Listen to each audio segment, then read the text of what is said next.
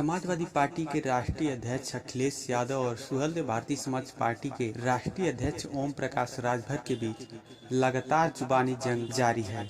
अखिलेश ने अब कहा है कि राजभर के अंदर किसी और की आत्मा घुस गई है, उनको झाड़ फूंक करानी चाहिए। लखनऊ से निजी विमान से वाराणसी एयरपोर्ट पहुंचे अध्यक्ष अखिलेश यादव ने पत्रकारों से बातचीत में कहा कि पहली बार आरोप लगा कि पैसे लेकर टिकट बांट रहे थे। गठबंधन तोड़ने के लिए भाजपा ने दबाव बनाया था। ओम प्रकाश राजभर के एसी वाले सवाल पर उन्होंने कहा कि उनके अंदर किसी और की आत्मा प्रवेश कर गई है, झाड़ फूंक से ठीक होगी। प्रसपा प्रमुख शिवपाल यादव के सवाल पर उन्होंने कहा कि यदि मैं चाचा का सम्मान नहीं कर पा रहा हूं तो इसलिए उन्हें स्वतंत्र किया है और वो अपनी पार्टी दोबारा बनाए।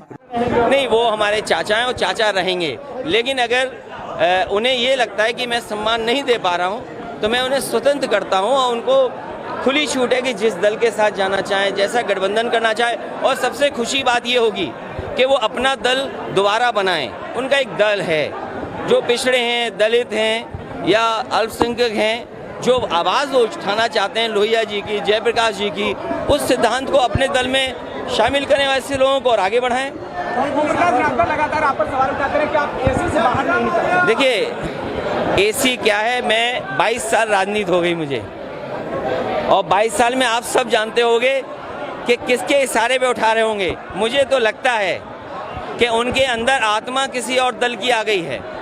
और गांव देहात में झाड़ फूंक होती है ना, उन्हें झड़वाना फुकवाना पड़ेगा और तभी ठीक होंगे, उससे पहले ठीक नहीं होने वाले।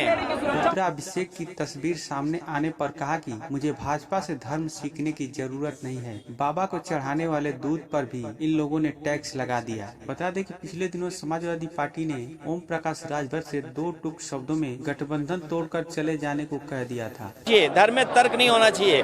मैं धर्म में तर्क नहीं कर सकता। जो धर्म की मान्यताएं हैं मैं उसमें तर्क नहीं दे सकता हूँ।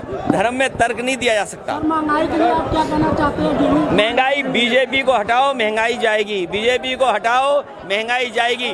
और सबसे बड़ा सवाल ये है, आप तो बनारस के लोग हैं, भोले बाबा पे अगर दूध चढ़ाने जाएगा तो उसे भी टैक्स देना पड़ेगा। ये जो जीएसटी, भोले बाबा पर दूध चढ़ाने पर टैक्स अगर किसी ने लगाया तो बीजेपी ने टैक्स लगाया। जन्माष्टमी आ रही है तो दूध, दही, मक्खन पे टैक्स लगा दिया। अभी रक्षाबंधन का त्यौहार मनने जा रहा है, घरों में दूध से खीर बनती है, सब्जी आपके मिठाइयाँ बनती हैं, घी से अच्छी सब्जियाँ बनती हैं। जानबूझ करके जीएसटी लगाई। दिल्ली ने अगर जीएसटी लगाई है तो हमारे उत्तर प्रदेश की सरकार बीजेपी के, उसने अनुमति क्यों दी जीएसटी लगाने के लिए? दूध दही पे जीएसटी किसी ने नहीं लगाई होगी। टैक्स कोई दूध दही पे नहीं लगा सकता।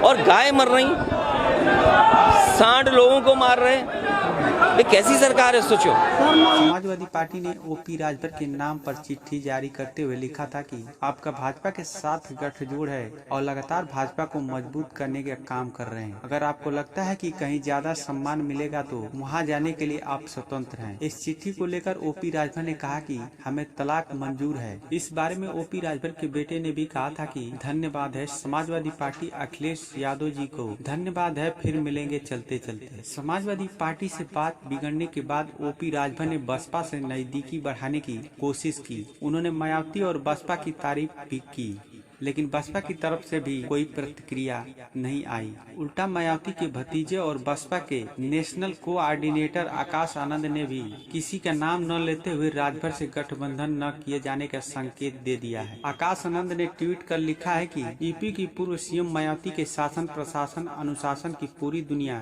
तारीफ करती है। कुछ अवसरवादी लोग बहन के नाम के सहारे अपनी राजनीतिक दुकान चलाने की कोशिश करते हैं। ऐसे स्वार्थी लोगों से सावधान रहने की जरूरत है।